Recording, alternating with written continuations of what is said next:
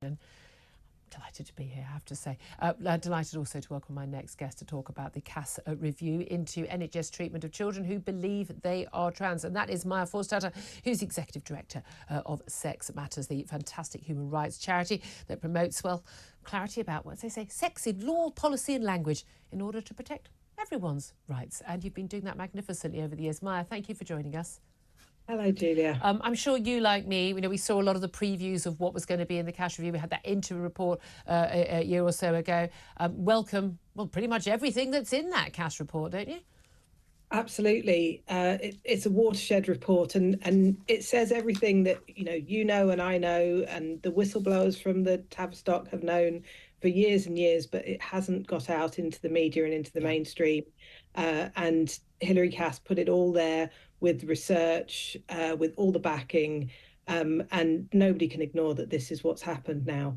And that's the thing. Even the BBC that, that has been... I mean, I'm sorry, if you've got a kid and you don't realise the trans stuff that's being pushed by the BBC on all their various websites and stuff aimed at kids, you need to take a look, guys. But this is the thing. There was reading it this morning and reading, all the summaries of it and going... There wasn't anything in it that I didn't already know. And I'm not an expert in transgender medical care. You're not an expert in transgender medical care. So how come we knew it? And for some reason, the medics didn't know. We knew that there was no evidence for a lot of these puberty blocker treatments.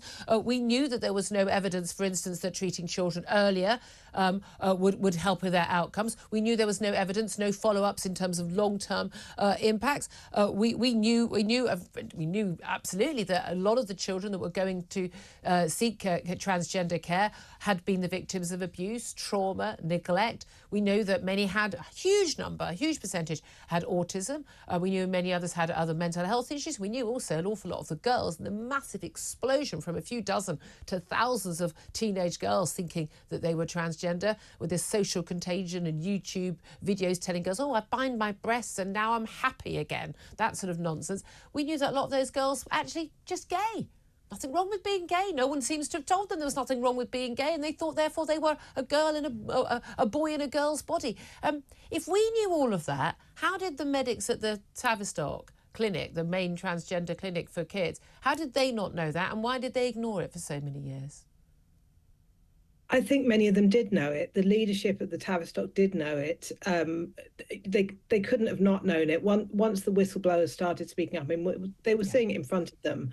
I think it wasn't being researched in universities, it wasn't being published in peer-reviewed studies. So other people were saying, oh, well, this is just some transphobes saying this. Yeah. And, the things that are in the CAS report, some of them are things that were investigated by Michael Biggs and by Transgender Trend, organizations that were really going against mainstream opinion and having to be quite brave to do it because none of the researchers were doing this. So the thing that Cass did, one, she was commissioned by the government to do this, and two, she then commissioned York University and other researchers to look at across all of the evidence so that they could say not just that we know and we feel that this is wrong, but looking at the evidence, we know that there is no evidence that this helps children, and we know that it harms them because the way that the drugs work is to sterilize and remove sexual function. I mean, that's it working in the way that it's intended to. Yeah. So she's put all of that down in black and white in a format that people can trust and people can't ignore anymore. And she has the credentials. She's a paediatrician herself and a former president of the Royal College of Paediatrics and Child Health. I mean, she is an expert in this field and understands it. But this is the thing I find amazing, is these were always experimental drugs. A lot of these drugs are the drugs they've used to castrate sex offenders, for goodness sake. Well, yeah, let's give those to kids. That seems like a good idea. Now, I'm one of those mums who's, you don't give Calpol unless you need to. And well, I can give you a paracetamol, but only half a paracetamol. The advice we're given in terms of being careful for, children's care is huge in terms of, in terms of vaccines, in terms of any sort of treatment, because we know that the bodies of children they're changing and they're still developing. The impact on the brain, impact on, organs like the liver and others, that you have to take extra care. It is extraordinary to me that so much research and so much experimentation has to be signed off for any other drug for children, and yet these were experimental drugs. There was no proof they were safe. There was no proof that they did good. And yet they were given to thousands upon thousands of children, not just here, but around the world as well. Why was an exception made for these drugs? They weren't life-saving.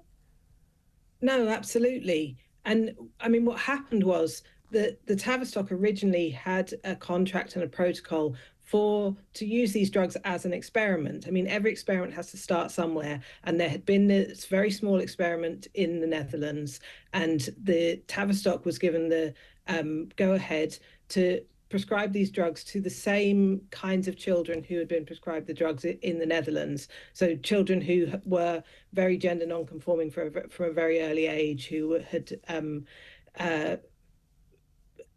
were a known group, but and those were mainly boys. But what they quickly did was expand that group, and suddenly it was mainly girls, it was teenagers, it was children who hadn't been gender non-conforming, where this had come out of nowhere. And so they expanded it from being an experiment that was supposed to be focused on a very small, tight group of children. And plus, they didn't run it as an experiment. They didn't follow up. They didn't collect the data. So it wasn't even an experiment. It was just an uncontrolled testing or not even testing, but just uncontrolled giving of these drugs to children. We know the issue. This was raised, with Kira Bell's case in the High Court, and a lot of the Tavistock people who ended up resigning because they couldn't bear working in this field anymore, and whistleblowers, you say, spoke out that children couldn't possibly consent to this treatment and have a full understanding of the implications in terms of their long-term health, in terms of their body being mutilated, in terms of their brain function being affected, as you say, being rendered sterile, being unable to ever enjoy, sexual orgasm. I'm sorry, people don't want to talk about that with kids, but how on earth at the age of 14 can you consent to that? You don't know. If you're a 25-year-old and you go to your doctor and you say, I'd like to be sterilised, I don't want kids, they won't do it because, well, you might change your mind in your 30s. And yet, no, 14, not a problem. And parents being forced to go down this route. And the thing is, the whole way through, the parents who spoke out on this were called bigots. You and I were called bigots. Everyone else who spoke out, we're all terrible, awful people. We've been proved right in our concerns. Hopefully this will stop, although private clinics still handing out puberty blockers, NHS Scotland still handing out puberty blockers. I mean, the government today should ban puberty blockers for under 18s, full stop, done. You hand those out, you're committing a criminal offence. But do you think that we need to go further than this? Do we need to have doctors struck off, losing their medical licence? Do we need to have criminal charges brought? I do think there needs to be an inquiry into what went wrong, and it's not just doctors, it's NHS decision makers, it's politicians, it's not just about individual doctors. It's how did this go wrong? The Cass report is about how to fix it, but we do have to have an inquiry. Yeah.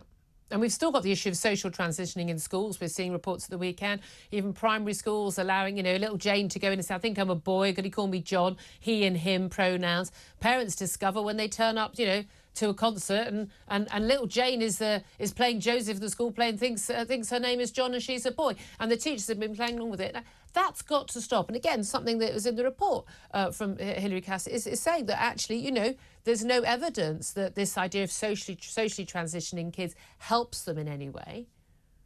Absolutely. And Hilary Cass was just looking at these children who were on the waiting list for the Tavistock. She wasn't thinking about the other children in school. Yeah. So even just looking at those children, she said there's no good evidence that social transition helps. Yeah. Once you start thinking about the other children and you say, well, those children have rights too, and they have rights to, toilets and changing rooms and sports. And to not be forced to lie. Absolutely. It's a really fundamental right, that. Once you say that, it just seems obvious that there's no ethical and safe way that you can transition any child in school, even if the doctors thought it was good for that individual child. But also, again, I liken this always to anorexia. If an incredibly painfully medically skinny child came to me and said, I believe I'm really grossly overweight because I have got this mental health problem of being anorexic, I believe I'm massively overweight and I need to lose weight, will you help me? I wouldn't help them to lose weight because that would be wrong. And so why are we telling children, yes, you think you're born in the wrong body. There is no such thing as being born in the wrong body. There is no such thing as a boy being born in a girl's body or a girl born in a boy's body. It's not a thing. It's not real. Go out to play should be the response. Absolutely, and schools need to be telling children that was the one thing Cass didn't really look at, was schools. She looked at social media, she looked at peers, but now this is being taught in schools, and that is causing harm. Absolutely. Really appreciate you coming on the show, but even more so, Maya, I appreciate the hard work you've done. You know, you lost a job and fought a battle on this related to women's rights, but this stretches across the board in society, and it's about reality, and it's about truth, and it's about our children's safety. Thank you for everything you've done. I know you'll be a hero to many of my audience. Maya Forstater, the Executive Director of Sex Matters.